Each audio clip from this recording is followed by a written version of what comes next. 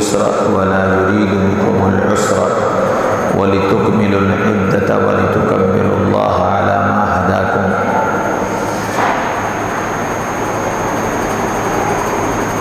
صدق اللہ العظیم.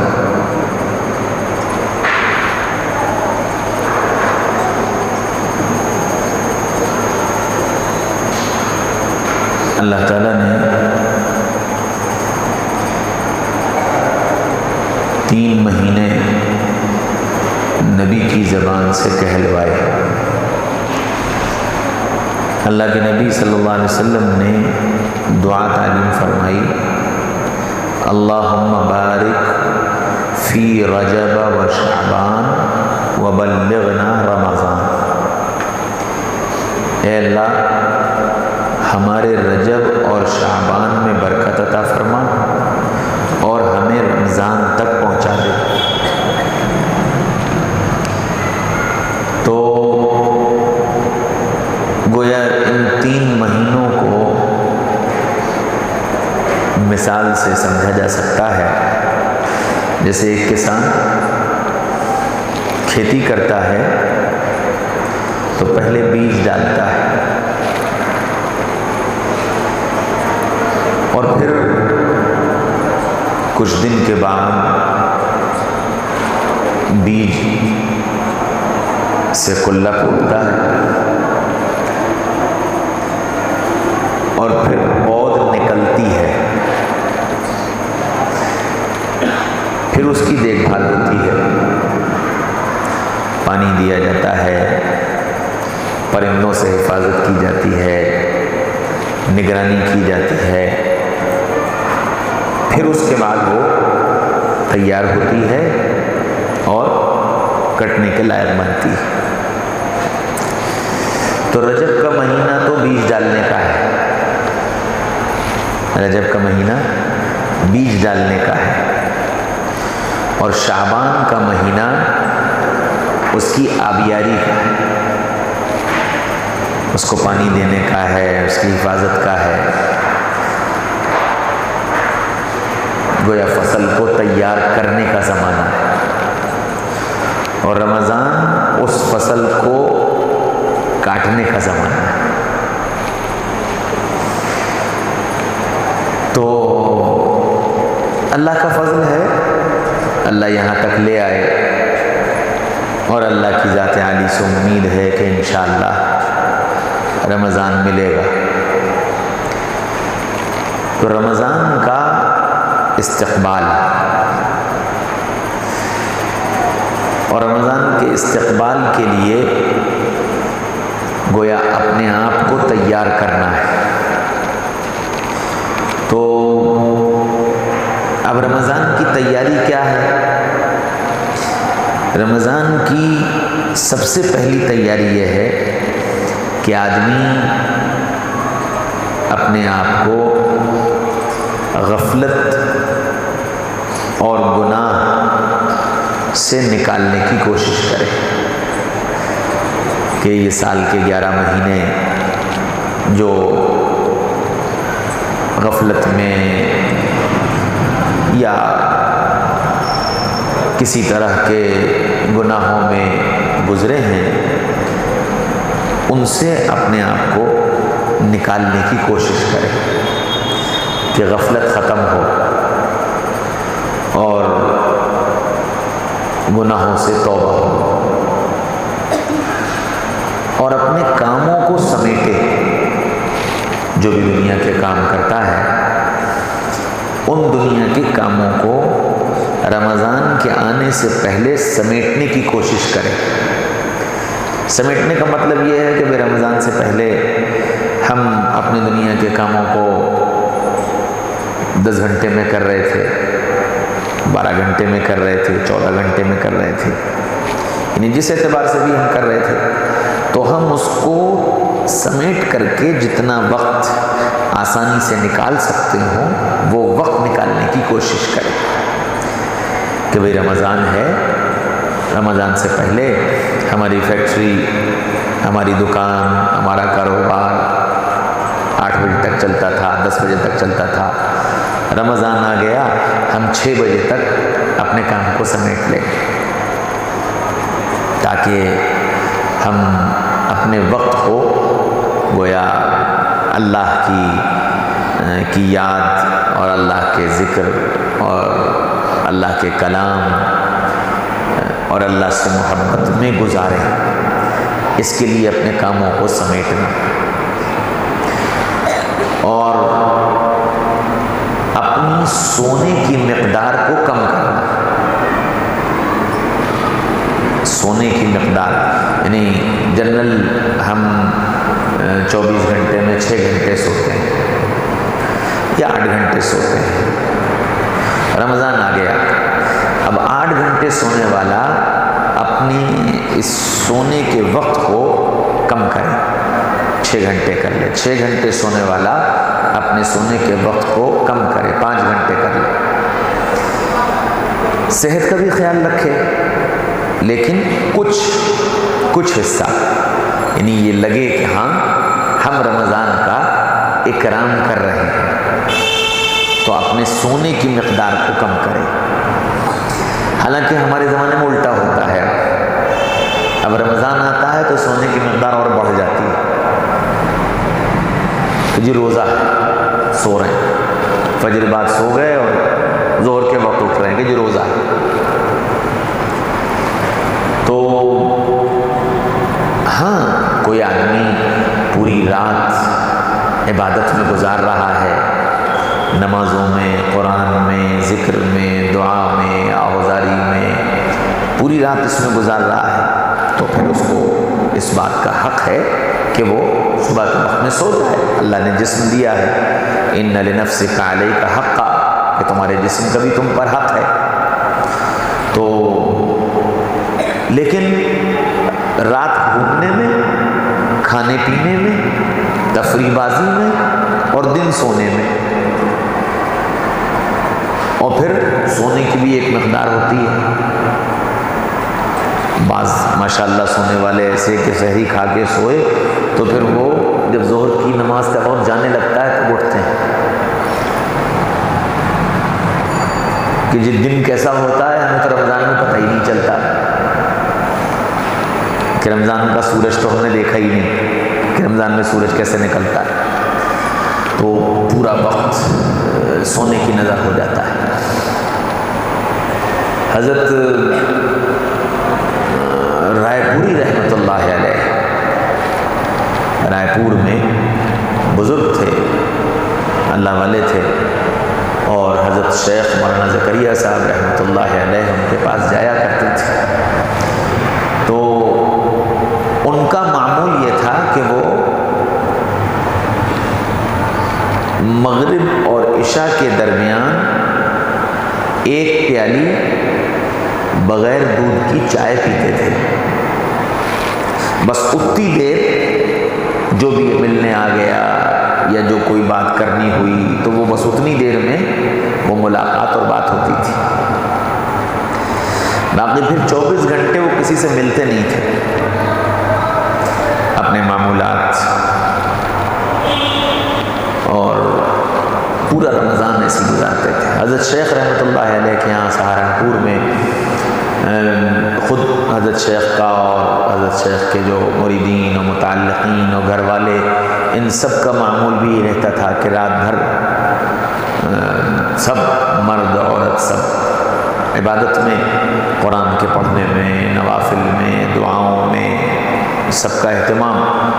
اور پھر اس کے بعد فجر کی نماز پڑھ کر کے اشراق تک سونے کا معمول کہ بھائی اشراق کے بعد سوتے تھے اور 12 بجے تک، 12:30 بجے تک.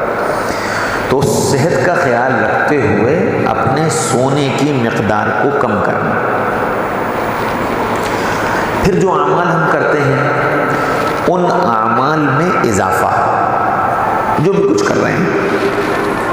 قرآن رمضان کا خاص مہینہ ہے، اللہ تعالیٰ نے خود قرآن میں فرمایا شہر رمضان الذی انزل فیہ القرآن، کہ رمضان وہ مہینہ ہے جس میں اللہ نے قرآن کو اتارا ہے. بعض علماء نے لکھا ہے کہ اللہ تعالیٰ نے پورا قرآن رمضان کی رات میں لوح محفوظ میں منتقل کیا،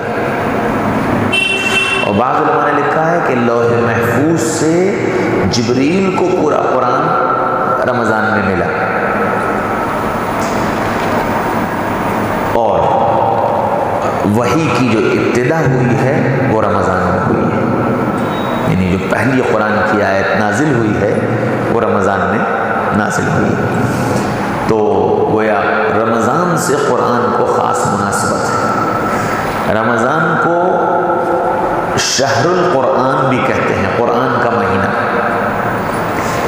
تو گویا ہم لوگوں کا بھی قرآن سے تعلق اور قرآن کا شغف رمضان میں بڑھ جانا چاہیے کہ اگر ہم ایک پارہ پڑھتے ہیں تو 2 پارے 3 پارے، اور آدھا پارہ پڑھتے ہیں تو 1 پارہ 1.5 پارہ، کم از کم درجے کی بات یہ ہے۔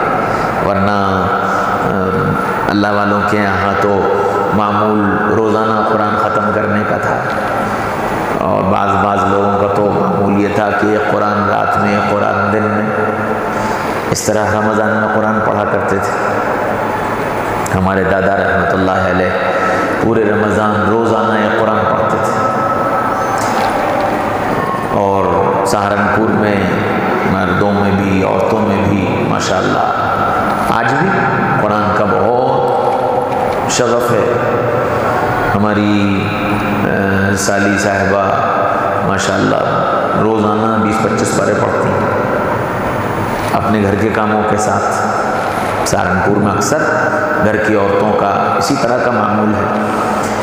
تو یہ قرآن جو ہے یہ اللہ کا مہینہ ہے، وہ رمضان جو ہے یہ اللہ کا مہینہ ہے، اور اس میں ہمارا قرآن سے شغف بڑھ جائے۔ دوسری بات یہ ہے کہ بہت سے لوگ کھانے پینے کا کاروبار کرتے ہیں، تو رمضان کا احترام یہ ہے کہ روزے کے اوقات میں کھانے پینے کی چیزیں مسلمان نہ بیچیں۔ ہندوستان کا ہی واقعہ ہے کہ ایک غیر مسلم تھا، تو اس کا بیٹا بازار میں رمضان میں گیا، اس کو بھوک لگی تو اس نے ٹھیلے سے کوئی چیز خریدی اور کھانے لگا۔ ادھر سے اس کا باپ آ گیا، تو باپ نے اسے دیکھا تو اس کو بلایا اور بلا کے اس پہ تھپڑ مارا، اور اس کے ہاتھ میں جو کھانے کی چیز تھی اس کو سمیٹا، اور اس نے کہا تمہیں شرم نہیں آتی؟ مسلمانوں کا رمضان کا مہینہ چل رہا ہے اور تم سڑک پر کھا رہے ہو؟ اس نے اس کو گھر بھیج دیا۔ اس کے بعد جب اس کی موت کا وقت آیا، اس کے باپ کی موت کا وقت آیا، تو بہت پریشان تھا۔ اس نے اپنے بیٹے سے کہا کہ جاؤ مسجد سے مولانا صاحب کو بلا لاؤ۔ مولانا صاحب آ گئے، کیا بات ہے؟ کہنے لگے مجھے کلمہ پڑھا۔ اس نے کلمہ پڑھا، ایمان لایا، اور ایمان کی حالت میں انتقال ہوا۔ پھر ان مولانا صاحب نے خواب دیکھا تو پوچھا کہ اللہ تعالیٰ نے تم کو ایمان کی توفیق کیسے دے دی؟ تو اس نے کہا کہ رمضان کے احترام کی وجہ سے اللہ نے ایمان کی توفیق عطا فرما دی۔ سہارنپور میں آج بھی ہم حضرت شیخ کا جہاں گھر ہے اس کے آس پاس جتنی بھی کھانے پینے کی دکانیں ہیں پورے رمضان دن میں بند رہتی ہیں، سب عصر کے بعد سے کھلنا شروع ہوتی ہیں، اور پھر وہ اپنا رات کو سحری تک وہ دکانیں چلتی ہیں۔ تو جو بھی لوگ کھانے پینے کا کاروبار کرتے ہیں ان کو رمضان کے مہینے میں احترام رمضان میں اپنے اوقات کو یا تو بدل دینا چاہیے یا بند کر دینا چاہیے۔ انشاءاللہ اللہ تعالیٰ اس پر مزید برکت کے دروازے کھولے احترام کی برکت سے۔ جو لوگ رمضان میں سڑکوں پر مسلمان ہو کر کھاتے پیتے ہیں وہ اللہ کے غصے کو اپنی طرف متوجہ کرتے ہیں۔ جو لوگ رمضان میں سڑکوں پر بازاروں میں کھاتے پیتے ہیں وہ اللہ کے غصے کو اپنی طرف متوجہ کرتے ہیں۔ اگر کسی کے ساتھ معذوری ہے، کوئی بیمار ہے، روزہ نہیں رکھ سکتا، جیسے جو لوگ عمر رسیدہ ہو جاتے ہیں اور پھر شوگر کے مریض ہیں، بار بار بھوک لگتی ہے، زیادہ بھوکے رہیں تو شوگر ڈاؤن ہونے لگتی ہے، بلڈ پریشر کی پریشانی ہے، وہ بھوکے رہنے کی وجہ سے اب ڈاؤن ہونے لگتا ہے، ڈاکٹر ان کو منع کرتے ہیں کہ جی آپ روزہ نہ رکھیں، تو اب ایسے لوگوں کو اس بات کا حکم ہے کہ تم اپنے گھر میں خاموشی سے کھا پی لیا کرو۔ اور اسی طرح عورتوں میں جو معذوری کے ایام آتے ہیں جب وہ روزہ نہیں رکھ سکتی ہیں، ان ایام میں عورتوں کے لیے بھی حکم یہ ہے کہ وہ روزے داروں جیسی بنی رہیں، یعنی کھلم کھلا سب کے سامنے کھانا پینا یہ رمضان کے احترام کے خلاف ہے، ادب کے خلاف ہے۔ معذور ہیں، خاموشی سے ایک طرف جا کر کے کھانا کھا لیں یا پانی پی لیں، لیکن کھلم کھلا سب کے سامنے کھانا پینا یہ بے حیائی بھی ہے اور رمضان کی بے اکرامی بھی ہے۔ اسی طرح مریضوں کو، بیماروں کو، بوڑھوں کو، کمزوروں کو جو روزہ رکھنے کی استطاعت نہیں رکھتے ان کو مجبوراً چھپ کر کھانے پینے کی اجازت ہے۔ صحت مند ہے، ہٹا کٹا ہے، کام دنیا کے کام کر رہا ہے، گھوم رہا ہے، پھر رہا ہے، آ رہا ہے، جا رہا ہے، سب ہو رہا ہے، روزہ چھوڑ دیا تو یہ مجرم ہے، اللہ کے حکم کو توڑنے والا ہے اور اللہ کے غصے کو متوجہ کرنے والا ہے۔ اس لیے رمضان میں کھانے پینے کی احتیاط۔ رمضان میں ہم روزے دار لوگ اپنے کھانے کی بھی مقدار کو کم کریں، جتنے یعنی اتنی کم کریں کہ کمزوری نہ آنے پائے، اتنی کم کریں کہ کمزوری نہ آنے پائے، لیکن مقدار کھانے پینے کی کم ہو۔ غیر رمضان میں ہم 8 روٹی کھاتے تھے دن بھر میں، کم از کم درجے کی بات یہ ہے کہ رمضان میں وہ 8 کی 4 ہو جائے۔ لوازمات جو رمضان میں ہم لوگوں کے ہاں افطار میں ہوتے ہیں یا سحری میں ہوتے ہیں، ٹھیک ہے، اللہ نے گنجائش دی ہے اور کر سکتے ہیں، کوئی حرج نہیں، کریں، لیکن مقدار کم کریں۔ رمضان کا روزہ اصل ہے ہی اسی لیے کہ ہم کو یہ احساس پیدا ہو کہ جب کسی غریب پر بھوک آتی ہے تو اس کا کیا حال ہوتا ہے۔ اب پتہ یہ چلا کہ جی سحری میں 5 روٹی کھا لی، اوپر سے دودھ بھی پی لیا اور پھر جی کھیر بھی کھا لی اور چائے بھی پی لی، اور اس کے بعد افطار کا وقت آیا تو پھر پلیٹوں پر پلیٹیں، تو اب اس کو رمضان کو کیا پتہ چلے گا۔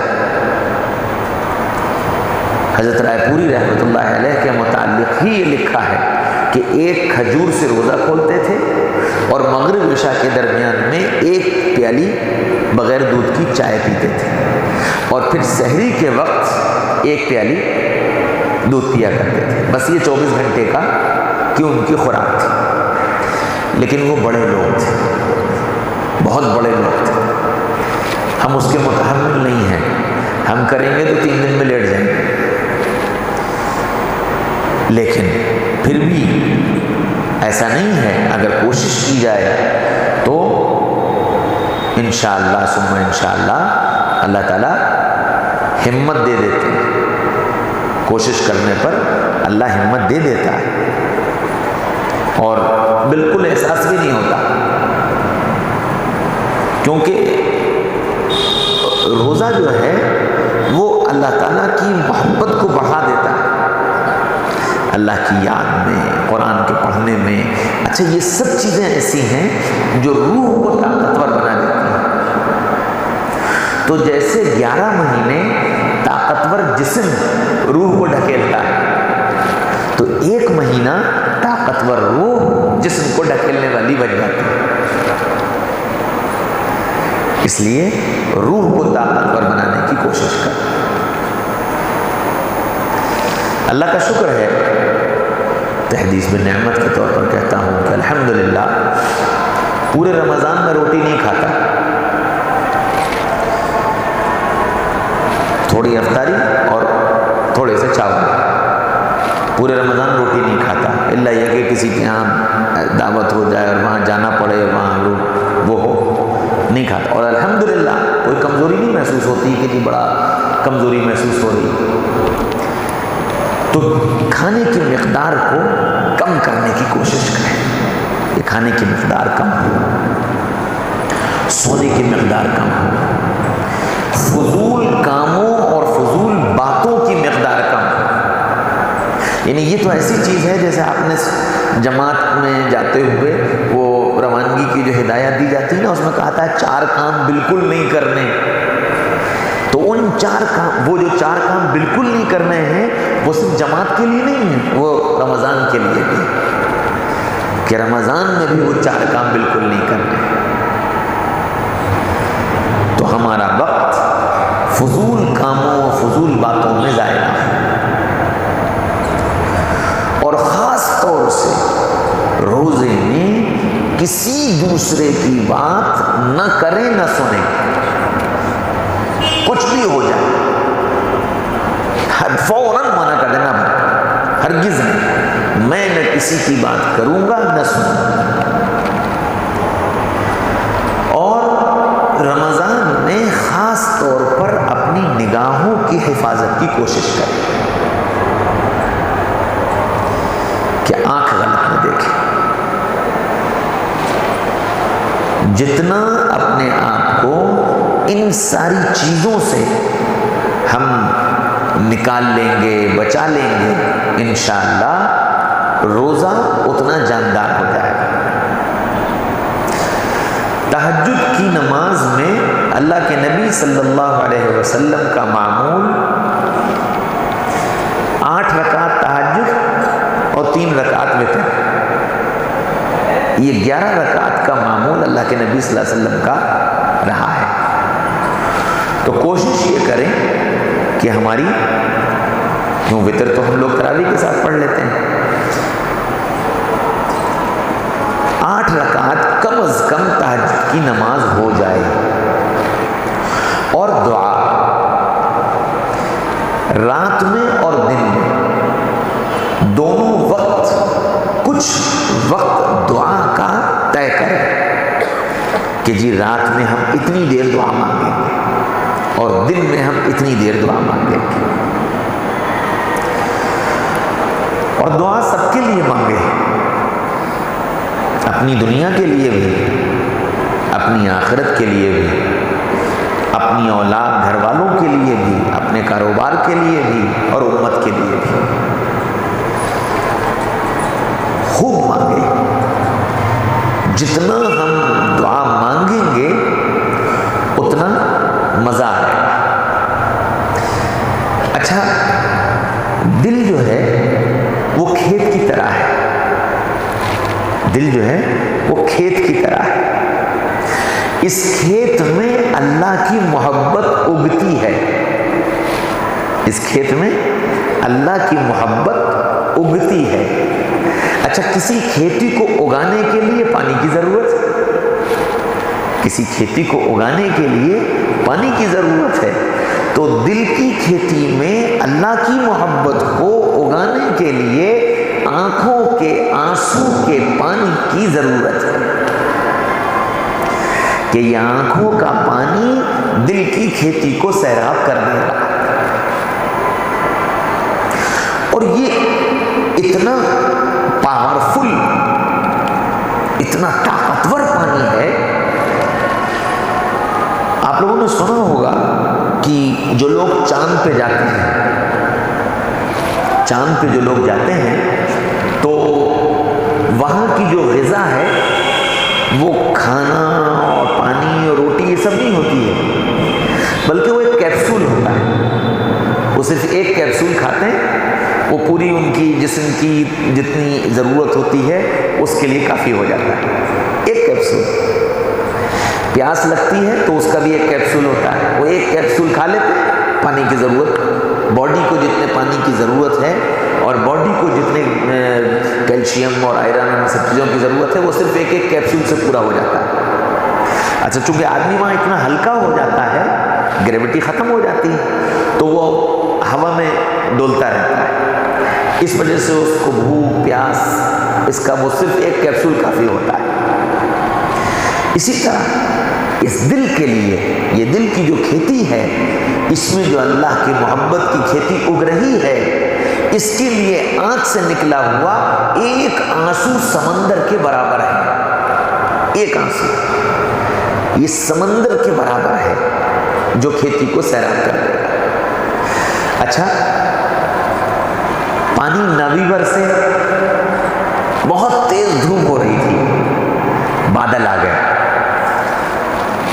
بادل آ گئے اور گھنے کالے بادل آ گئے، پھر ہوا چلنے لگی تو وہ گرمی ٹھنڈک میں بدل جاتی ہے۔ پانی نہیں برسا، لیکن صرف بادلوں کے آ جانے کی وجہ سے اس نے موسم کو تبدیل کر دیا۔ آنکھ سے آنسو نہیں نکلے، اللہ کے نبی نے فرمایا رونے کی سی صورت بنا لو کہ یہ رونے کی سی صورت ہی جو ہے وہ تمہاری دل کی کھیتی کو سیراب کر دے گی۔ رونے جیسی صورت جو ہے وہی تمہارے دل کی کھیتی کو سیراب کر دے گی۔ تو اللہ سے مانگنا، خود دل لگا کر مانگنا، اور اس یقین کے ساتھ مانگنا کہ اللہ نے قرآن میں کہا ہے ادعونی استجب لکم، مجھ سے مانگو میں تمہاری مانگ پوری کروں گا، مجھ سے مانگو میں تمہاری مانگ پوری کروں گا۔ یقین رکھے کہ میں اللہ سے مانگ رہا ہوں، اللہ میری دعا کو قبول کریں گے۔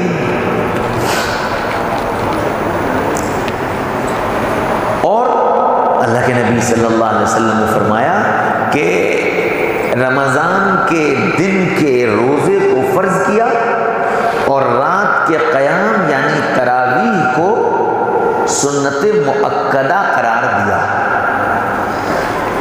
تو تراویح کا ذوق اور شوق سے پڑھنا، یہ نہ سوچے کہ رے یار 20 رکعات پڑھنی ہیں، بڑی دیر لگتی ہے۔ اللہ کے نبی صلی اللہ علیہ وسلم نے فرمایا کہ تراویح کے ایک سجدے پر، تراویح کے ایک سجدے پر اللہ 500 نیکیاں عطا فرماتے ہیں، ایک سجدے پر۔ اور ایک روایت میں ہے کہ ایک سجدے پر 1000 نیکیاں عطا فرماتے ہیں۔ تو اب 20 رکعت میں 40 سجدے کیے، 80,000 نیکیاں ہو گئی۔ اب کوئی آدمی یہ کہے کہ جی 1.5 گھنٹہ تم کو فلاں بینک کے سامنے کھڑا ہونا ہے، 1.5 گھنٹے کے بعد گھڑی دیکھ کر تم کو 80,000 روپے مل جائیں گے کہ بھائی کوئی تھکے گا، کوئی گھبرائے گا، کوئی اکتائے گا، کوئی بھاگے گا۔ انہوں نے کہا جی اگر 2 مرتبہ کھڑے ہو جائیں تو کہ 1,60,000 مل جائیں گے؟ انہوں نے کہا جی ٹھیک ہے 2 مرتبہ سے، اور 3 مرتبہ کھڑے ہو جائیں تو، اور 4 مرتبہ کھڑے ہو جائیں تو پوری رات کھڑے ہونے کو تیار۔ جب نوٹ بندی ہوئی تھی تو اپنے نوٹ بچانے کے لیے بینک میں جمع کرنے تھے، پھر جو جمع تھے ان کو نکالنے کے لیے تو جمع کرنے والے بھی لائن لگائے کھڑے تھے صبح فجر کے بعد، اور نکالنے والے بھی فجر کے بعد سے لائن لگے کھڑے تھے۔ نہ جمع کرنے والا تھک رہا تھا، نہ نکالنے والا تھک رہا تھا، سب لائن لگائے کھڑے تھے۔ کیوں؟ یقین تھا کہ اس پیسے سے میرا کام بنے گا، ان نیکیوں سے میرا کام بنے گا، آخرت کا کام بنے گا۔ جب فطرت ہے، انسان ہے، ہم اور آپ انسان ہیں، اس وجہ سے بعض مرتبہ نفس و شیطان کا غلبہ ہوتا ہے اور دل میں یہ خیال آتا رہے گا تراویح بھی پڑھوں گا، کوئی بات نہیں، فوراً سوچیں کہ نہیں پڑھوں گا تو 80,000 کا نقصان ہے، نہیں پڑھوں گا تو 80,000 کا نقصان ہے، اور ہر 2 رکعت پر سوچے کہ 4,000 کما لیے، ہر 2 رکعت پر سوچے کہ 4,000 کما لیے، شوق بڑھتا جائے، شوق بڑھتا جائے۔ کوئی مجبوری نہ ہو اور یعنی سفر کا تقاضا ہے یا کاروباری مصروفیت ہے، مشغولی ہے، یا کوئی اور ایسی مجبوری ہے کہ لگاتار 30 دن تک ہم نہیں جب ترتیب میں شریک ہو سکتے ہیں، تو اس کی اجازت ہے کہ جلدی قرآن سن لیا جائے، 3 دن میں، 5 دن میں، 7 دن میں، 10 دن میں، جو بھی، یعنی کوئی آدمی ایسا ہے کہ اس کو سفر میں جانا ہے، اس کے سامنے کچھ اور تقاضے ہیں، یا اس کی ایسی مصروفیت ہے کہ وہ اپنی تراویح جو ہے وہ الگ پڑھنا چاہتا ہے کہ بھئی فرض میں مسجد میں پڑھ لوں اور پھر اپنا کام نپٹا لوں اور پھر اپنی تراویح پڑھ لوں، 2 لوگ 4 لوگ، ایسی کوئی اپنی اس کی مجبوری ہے اور مصروفیت ہے، یا ایسی کوئی نوکری ہے یا کوئی ایسا بزنس ہے کہ اس کو مستقل سفر کرنا پڑتا ہے، ایسے لوگوں کے لیے اس کی اجازت ہے کہ وہ کم دن میں قرآن سن لیں اور پھر مختصر تراویح یعنی سورۃ تراویح جو کہلاتی ہے اس کے ذریعے سے اپنی تراویح مکمل کر لیا کریں۔ قرآن کا سننا الگ سنت ہے اور تراویح کا پڑھنا الگ سنت ہے۔ عام طور سے ہوتا یہ ہے کہ 5 دن، 6 دن، 7 دن کا قرآن سن لیا، انہیں غریب چھٹی، اب تراویح کی چھٹی، تراویح کی چھٹی نہیں ہے، تراویح تو پورے 30 دن پڑھنی ہے، اور یہ 5، 7، 10، 15، 20 دن کی یہ جو ترتیب ہے یہ صرف ہمارے ہندوستان، پاکستان اور بنگلہ دیش میں ہے، باقی دنیا کے کسی ملک میں نہیں۔ سب جگہ 29 دن کی تراویح ہوتی ہے، 29ویں شب میں قرآن ختم ہوتا ہے پوری عالم اسلام، سوائے ان 3 ملکوں کو چھوڑو۔ اچھا، قرآن ظاہر بات ہے، جب ایک پارہ سننا ہے اور ایک پارہ پڑھنا ہے تو پڑھنے والے کو بھی مزہ آتا ہے، سننے والوں کو بھی مزہ آتا ہے، پڑھنے والا بھی اطمینان سے پڑھتا ہے کہ ایک ہی پارہ پڑھنا ہے۔ لیکن جب ظاہر بات ہے کہ 5 دن 7 دن 10 دن اس میں قرآن مکمل کرنا، تو پھر امام کو 2 فکریں رہتی ہیں۔ ایک فکر تو یہ رہتی ہے کہ پیچھے جو کھڑے ہیں معذور بھی ہیں، کمزور بھی ہیں، دن بھر کا روزہ رکھے ہوئے ہیں، اگر زیادہ اطمینان سے تراویح پڑھائی تو ان کو پریشانی ہو جائے گی، تو وہ اس کی رعایت کرتے ہیں کہ بھئی تھوڑا رفتار بڑھا دی جائے، اور اس کے نتیجے میں پھر دوسری طرف امام بھی یہ سوچتا ہے کہ بھئی 5 پارے پڑھنے ہیں، تھوڑی رفتار بڑھا کے پڑھو ورنہ اور بہت زیادہ ٹائم لگے گا۔ تو اس لیے اگر ضرورت ہے، کوئی تقاضا ہے تو جلدی ایام میں قرآن کی ترتیب مکمل کرے، ورنہ اطمینان سے پورے رمضان کا قرآن سنے۔ پھر رمضان میں اللہ توفیق دے تو آخری عشرے کا اعتکاف کریں، اور اعتکاف اللہ کے در پر پڑ جانا ہے۔ الحمدللہ اللہ کا شکر ہے کہ یہاں مسجد میں اس کا معمول ہے، 10 دن کا اعتکاف ہوتا ہے۔ میری چونکہ سرکاری نوکری ہے اس لیے میں 10 دن کا اعتکاف نہیں کر پاتا، لیکن اس سال انشاءاللہ 3 دن کا اعتکاف کا ارادہ ہے، اور وہ بھی جلیسر میں ہے ارادہ، جلیسر والوں کا تقاضا ہے، اور چونکہ یہاں سعدی رہتے ہیں ماشاءاللہ، یہاں ایک معمول چلتا ہے، اس لیے 27 28 29 یہ 3 دن کا جلیسر میں ہمارا اپنا ذاتی ارادہ ہے اعتکاف کا۔ اللہ تعالیٰ سب خیر و عافیت رکھے اور ہماری والدہ کو صحت دے انشاءاللہ۔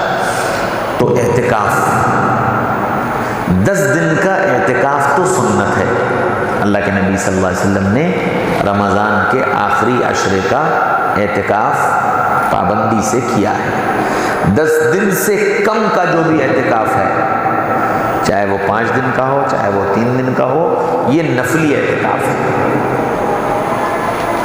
یہ اعتکاف سنت نہیں ہے، یہ نفلی اعتکاف ہے۔ اچھا ایک بات یہاں مسئلے کی اور بتا دوں کہ کوئی بھی نفل جب تک شروع نہ کی جائے تب تک نفل ہے، چاہے نماز ہو چاہے اعتکاف ہو چاہے روزہ ہو، یہ تینوں چیزیں جب تک نفلی شروع نہ کی جائیں، نفل نماز شروع نہیں کی نفل ہے، نفلی روزہ شروع نہیں کیا نفل ہے، نفلی اعتکاف شروع نہیں کیا نفل ہے، لیکن نماز شروع کر دی، روزہ شروع کر دیا، اعتکاف شروع کر دیا، تو شروع کرتے ہی یہ واجب ہو جاتا ہے۔ اب اگر بیچ میں نماز توڑ دی تو اس کی قضا لازم ہے، بیچ میں روزہ توڑ دیا تو اس کی قضا لازم ہے، بیچ میں اعتکاف توڑ دیا اس کی قضا لازم ہے۔ تو کوئی بھی نفلی کام عبادت، کوئی بھی نفلی عبادت جب تک شروع نہیں کرتے ہیں اس وقت تک نفل ہے، شروع کرنے کے بعد وہ واجب ہو جاتی ہے، اگر بیچ میں چھوڑا گیا تو اس کی قضا کرنی ہوگی۔ یہ مسئلے کی بات ہے، اس کو ذہن میں رکھیے گا، اس میں بات بہت مرتبہ دھیان میں نہیں رہتی یہ بات۔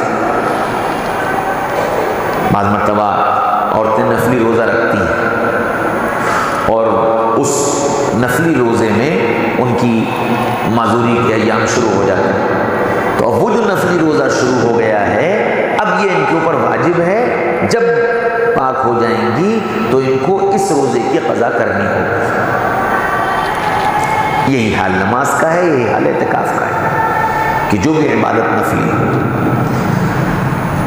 رمضان کے مہینے میں ایک نیت اور ایک کوشش ہم سب یہ کر لیں کہ کم از کم رمضان کے 29-30 دن جو ہیں اس میں ہر نماز تکبیر اولیٰ کے ساتھ پڑھیں گے اور پوری پڑھیں گے، تکبیر اولیٰ کے ساتھ پڑھیں گے اور پوری پڑھیں گے۔ پوری پڑھنے کا مطلب کیا ہے؟ مطلب ساری سنت اور نفلیں۔ عشاء کی نماز میں 20 رکعت تراویح کا اتنا ہوا رہتا ہے کہ پہلے کی 4 نفل بھی سنت بھی غائب، اور پھر نفل بھی غائب، اور بعد کی نفل بھی غائب، 2 سنت 3 وتر، 2 سنت 3 وتر۔ ٹھیک ہے، اجتماعی شکل ہوتی ہے، امام صاحب کو سب کی فکر ہوتی ہے، اس لیے وہ 2 سنت کے بعد فوراً تراویح شروع کر دیتے ہیں، یا 2 نفل تراویح وتر۔ لیکن اگر ہم نہیں پڑھ پائے تو بعد میں پوری کر لیں۔ اسی طرح تراویح کے دوران کسی کا وضو ٹوٹ گیا اور وہ وضو کرنے چلا گیا، اب وضو کر کے آیا تو 2 رکعت تراویح نکل گئی، اب یہ سوچتا ہے کہ بھائی نکل گئی تو نکل گئی، یہ سنت مؤکدہ ہے، اس لیے جب وتر ہو جائیں تب اس کے بعد انفرادی طور پر اپنی وہ 2 رکعت پوری کر لیں۔ اچھا، 1 رکعت چھٹی ہے تو امام کے ساتھ شامل ہو جائے، اور جیسے نماز میں سلام پھیرنے کے بعد کھڑے ہو کر رکعت پوری کرتے ہیں، کھڑے ہو کر 3 آیت کے بقدر یعنی چھوٹی سورت پڑھ کر اپنی رکعت پوری کر لے اور پھر امام کے ساتھ شامل ہو جائے۔ ایک غلطی اور ہوتی ہے کہ 5 دن کا قرآن سن رہے تھے، امام صاحب نے 2 رکعت کے بعد سلام پھیر دیا، اور اس کے بعد تیسری رکعت کے لیے امام صاحب کھڑے ہو گئے اور ہم لیٹ گئے۔ میں نے کہا جی ابھی تو آدھے پارے کی رکعت پڑھیں گے امام صاحب، لیٹ جاؤ۔ لیٹ گئے، پانی پی رہے ہیں، باتیں کر رہے ہیں، ادھر جا رہے ہیں ادھر جا رہے ہیں۔ کچھ لوگ تو وضو خانوں پہ جا کے بیٹھ جاتے ہیں کہ جب رکوع کریں گے تب جا کے شامل ہو جائیں گے۔ جتنا وقت ہم نماز سے باہر رہے ہیں اتنا قرآن ہمارا چھوٹ گیا۔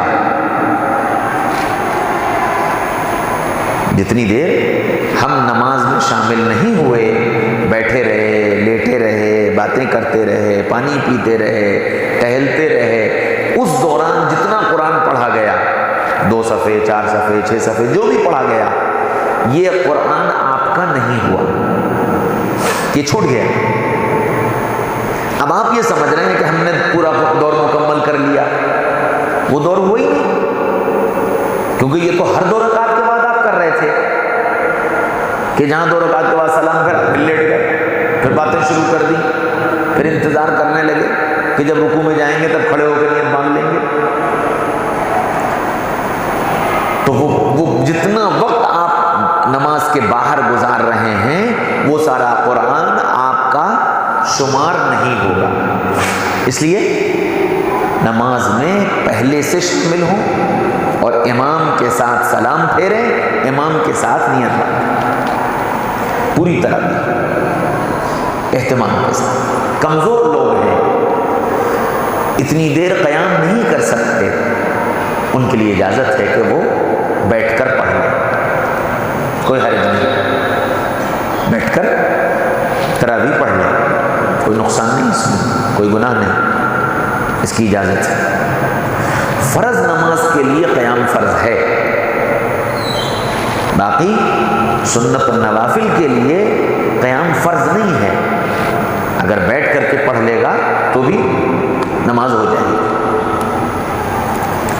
تو تراویح کا اہتمام، قرآن کے سننے کا، 2 چیزیں، 2 الگ الگ اہتمام ہیں، ایک قرآن کے سننے کا اہتمام اور ایک تراویح کے پڑھنے کا اہتمام۔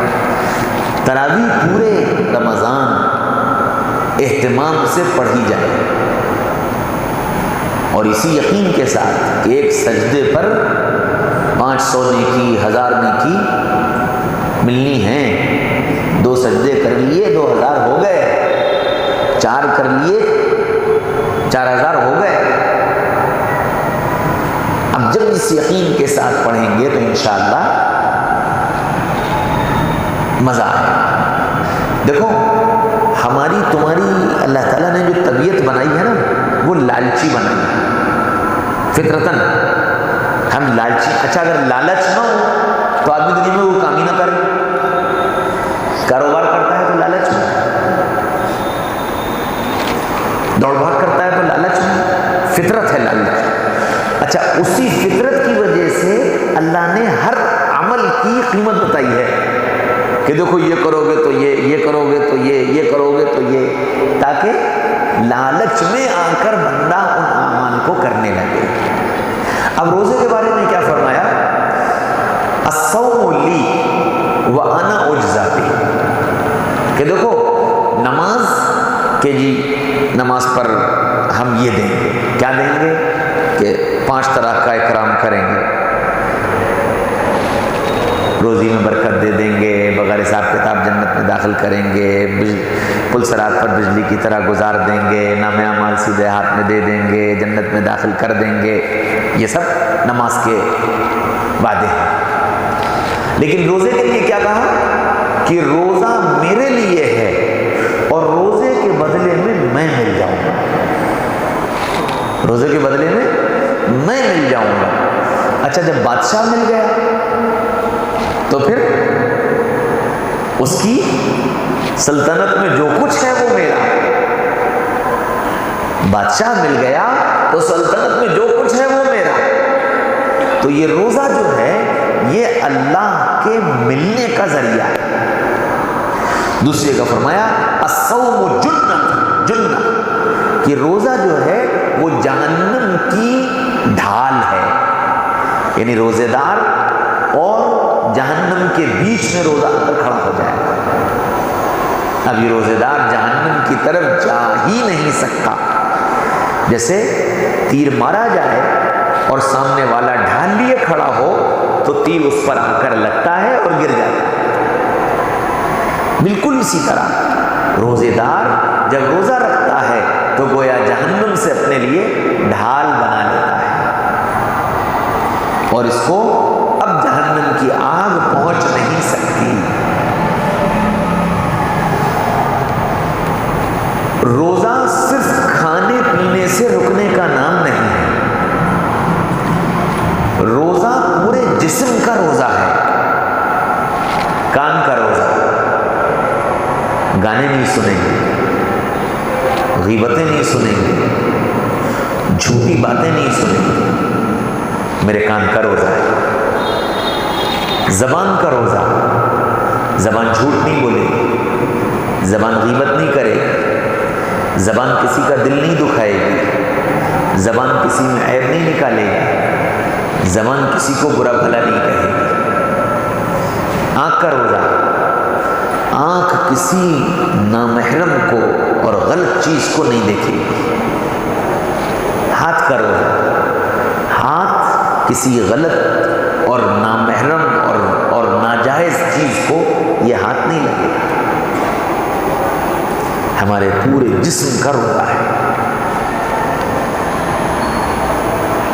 غلط تصورات اور خیالات جن کے ذریعے سے شہوت بھڑکے رمضان میں, اس سے بھی بچنے کی ضرورت ہے,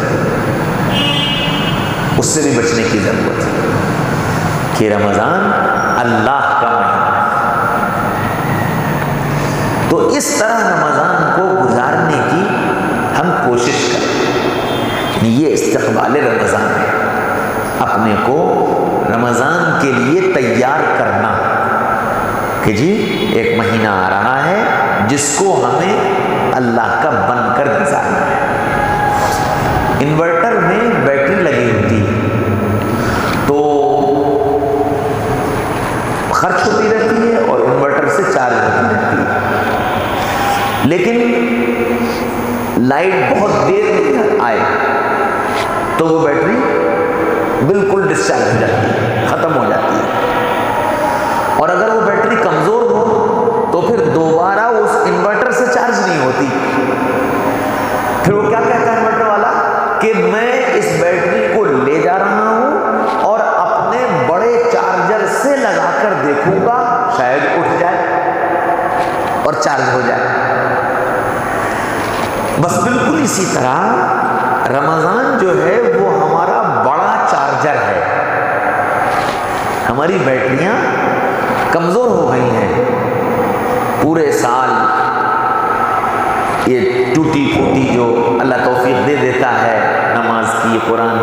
ذکر کی، دینی باتوں کی، سنت پر چلنے کی، شریعت پر چلنے کی، جو ٹوٹی پھوٹی اللہ توفیق دے دیتا ہے، ان کے ذریعے چلتے چلتے چلتے چلتے رمضان آتے آتے وہ بیٹری اتنی کمزور ہو جاتی ہے کہ بڑے چارجر کی ضرورت پڑتی ہے۔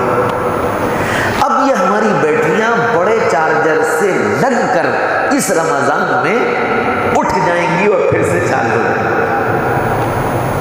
اچھا، جتنی بیٹری رمضان میں چارج ہو جائے گی اتنا ہی لمبا عرصہ یہ پورے سال چلے گی، اور اگر رمضان میں یہ بیٹری چارج نہ ہوئی تو پھر سال میں اسے چلا پانا مشکل ہو جائے گا۔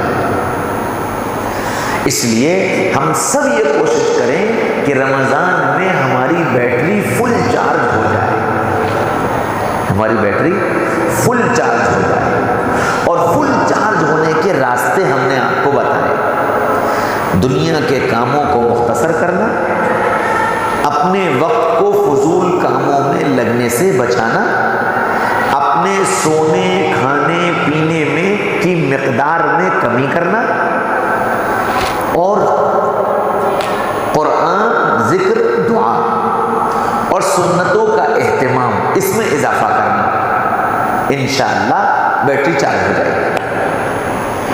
اور یہ ایسا چارجر ہے جو بہت مضبوط چارجنگ کرتا ہے، پھر انشاءاللہ پورے سال ان اعمال پر چلنا ہمارے لیے آسان ہو جائے گا۔ اس لیے اس کی کوشش کرتے رہنا کہ ہمارا رمضان اچھا گزرے۔ ہر دن جب رات ہو، تراویح سے فارغ ہو کر، کھانا کھا کر جب بستر پر لیٹو تو یہ ضرور سوچو کہ عام دنوں میں میرا دن کیسا گزرتا تھا اور یہ رمضان کا دن میرا کیسا گزرا ہے۔ جو کچھ میں غیر رمضان میں کر رہا تھا، کیا رمضان میں اس میں کچھ اضافہ ہوا؟ قرآن کے پڑھنے میں، دعا کے مانگنے میں، نفلوں کے اہتمام میں، ذکر کے کرنے میں، صدقہ اور خیرات میں، اس میں اضافہ ہوا؟ الحمدللہ، الحمدللہ۔ اور اگر اضافہ دن ہمارا رمضان غیر رمضان میں جیسے گزرا تھا ویسے ہی گزر رہا ہے تو یہ خطرے کی گھنٹی، یہ خطرے کی گھنٹی۔ اس لیے رمضان میں روزانہ رات کو سونے سے پہلے اس کا محاسبہ ضرور کر لینا کہ میرا آج کا دن غیر رمضان میں جیسا گزرا تھا اس سے بہتر گزرا یا نہیں۔ اب جتنا گزرا کیا یہ سفیشینٹ ہے، ٹھیک ہے، یا اس میں کچھ اضافے کی ضرورت ہے؟ اگر جو کچھ غیر رمضان میں ہم کرتے تھے اس میں اضافہ ہو گیا لیکن ابھی اطمینان بخش نہیں ہے تو پھر کیا کریں؟ پھر جو اضافہ ہوا ہے اس پر اللہ کا شکر ادا کریں۔ اے اللہ تیرا شکر ہے کہ تو نے ہم کو یہ کرنے کی توفیق دے دی، یہ کرنے کی توفیق دے دی، اے اللہ اس کو اور بڑھا دیجیے، اس کو اور بڑھا دیجیے۔ اللہ تعالیٰ انشاءاللہ اضافے کی توفیق دے دیں گے اور اس میں مزہ آنے لگے، کریں گے انشاءاللہ۔ رمضان کو اچھا بنانے کی کوشش کرو، خاص طور سے ہمارے وہ بھائی چاہے وہ آپ کے ٹچ میں ہوں، آپ کے ملنے جلنے والے ہوں، ان کو یہ پیغام ضرور پہنچائیں کہ رمضان میں اگر ان کا کاروبار کھانے پینے کی چیزوں سے جڑا ہوا ہے تو اس کے اوقات بدل دیں، شام کے وقت میں اپنے اس کام کو کریں، یا نہیں ہے گنجائش تو ایک مہینے کے لیے اللہ کے لیے اس کو بند کر دیں۔ انشاءاللہ اللہ تعالیٰ برکت کے دروازے کھولیں، اور بند کرنے کی ضرورت نہیں ہے، وقت بدل دو۔ صبح سے بیٹھتے تھے، اب عصر کے بعد سے بیٹھیں گے کہ بھئی یہ روزے داروں کے افطار کا انتظام ہم کر رہے ہیں، عصر کے بعد سے بیٹھیں گے، اپنا افطار کر لیں گے، عشاء تک بیچ لیں گے اور بعد تک بیچ لیں گے۔